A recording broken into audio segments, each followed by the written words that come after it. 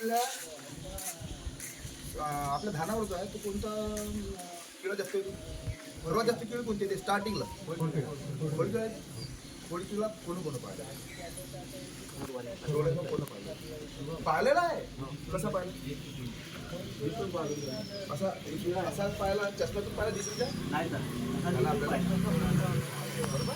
फाडल्यानंतर त्याच्यात काय दिसतं? अळी. हे अळी तयार झाली बरोबर.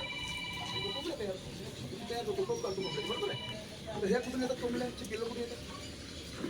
कोंबड्याची पिल्लं आपल्याला हॅचरीमधून देतात किंवा अंड्यातून बाहेर निघतात ना. अळ्यात हे कुठे येतात? अंड्यातून.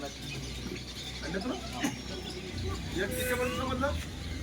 जे खोडकिळ्याची अळी आहे हे पहिले लार्वा स्थितीत असते. आल्यानंतर ते थोडी मोठी झाल्यानंतर आपलं पोळ पकडते आणि त्याच्यात जाऊन आपलं जेवण चालू बरोबर. एवढं समज.